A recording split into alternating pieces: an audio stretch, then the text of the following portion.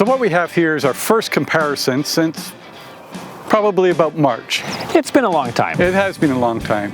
And what we have for your entertainment are a pair of small crossovers.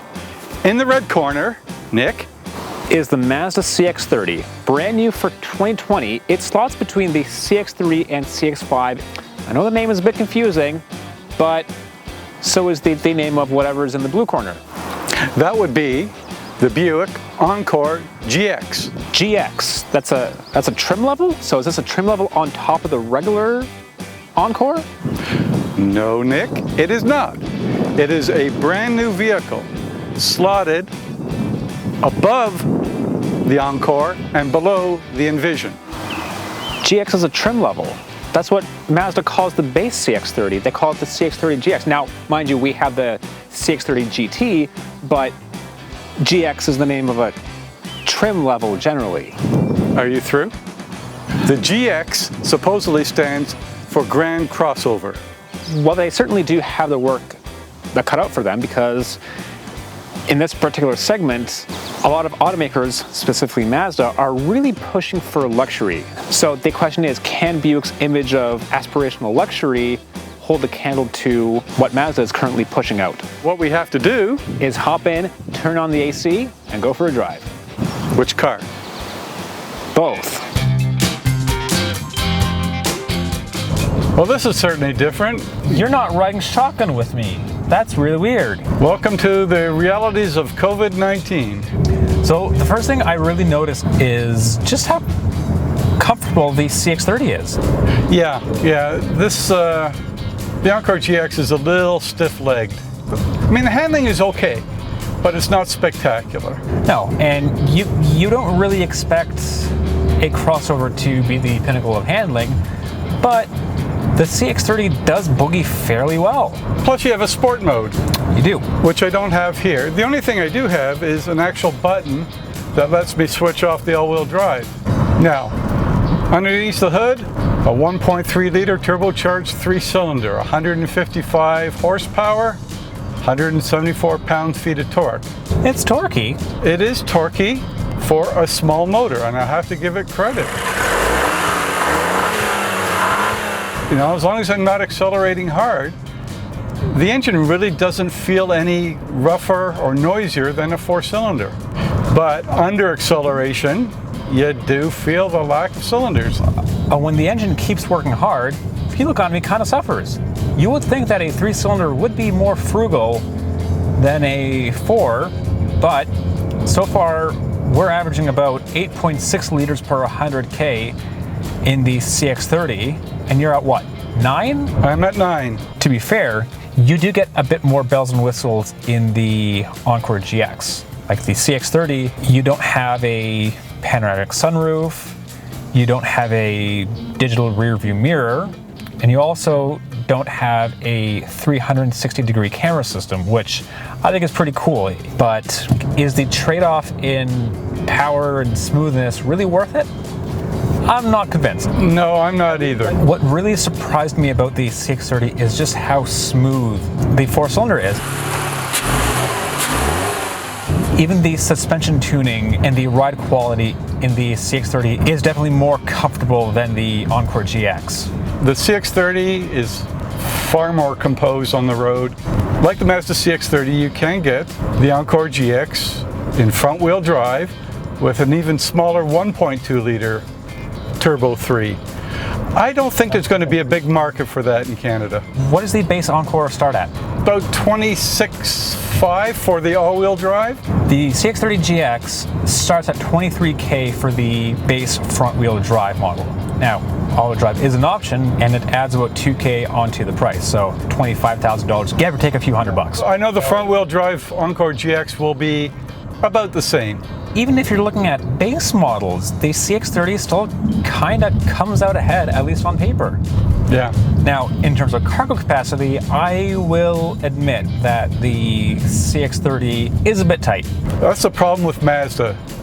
It gives you a lot of room, headroom, legroom up front, but they really kind of nickel and dime when it comes to backseat passengers.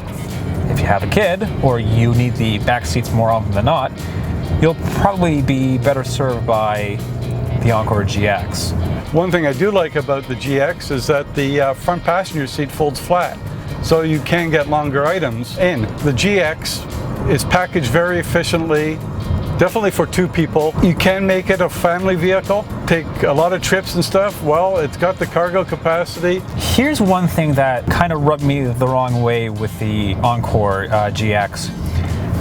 Ergonomically, I just couldn't really get comfortable in that thing.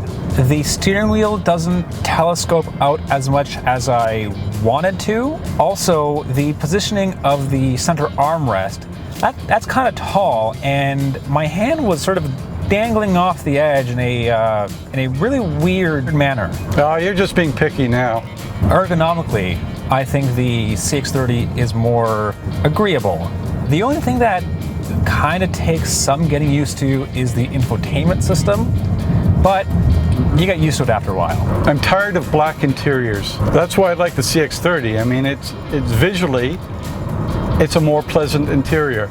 In terms of material quality, I think the Mazda CX-30 does have an edge there. Everything is just so nice in here. Mazda really knows how to put together a great interior. Yeah, it's getting much, much better at it in the last few models that's come out with. It's not that the Encore GX is bad. It just isn't better than the competition. So, what say we park up, keep our distance, and figure out a winner? We got to do what we got to do. Well, Brian, what say we come to a conclusion? Okay, Mazda CX-30. Yeah. Until next time. No, you guys have to expand on it a little bit. Come on. Oh, really? Okay. All right, fine, Sure. whatever. All right. My biggest issue is the engine. It's a 1.3 liter, 3-cylinder turbocharged motor. It's too small. It just doesn't cut it. Why do you take a 3-cylinder, add a turbocharger, just to get the horsepower that you can easily get with a regular 4-cylinder engine? I don't understand. It's not like the Encore GX is totally beyond redemption. It has potential. It has potential. I mean, it has a very smooth 9-speed automatic transmission. In comparison with the CX-30, it has more luggage capacity. Fuel economy is a little better in the city, not as good on the highway. On paper, at least. On paper. It's also roomier than the CX-30.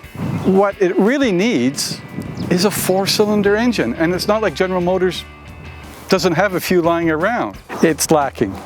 GM needs to go back and just tweak a bunch of things. And that's where the CX-30 really sort of comes into its own. On top of the arguably better overall package, the CX-30 I find is smoother, more comfortable. Looks are certainly subjective, but I think it's more attractive than the Encore GX. You are missing a few key features, such as the digital rear view mirror and the panoramic sunroof, but overall, the CX-30's environment is just so much more luxurious. Considering Buick is supposedly going after young professionals you think would want not just the latest connectivity, but would like something that is more reflective of their younger personalities. And that's where I think the CX-30 really delivers. It's more fun to drive, it's also more comfortable, and it's easier to live with both ergonomically and in terms of the interior environment. I can't argue the point. For Driving.ca, I'm Brian Harper. And I'm Nick Trejanis. And before you go, don't forget to subscribe and hit that notification bell so you know when our new videos are published. And don't forget to like us on Twitter, Facebook, and Instagram at Driving.ca.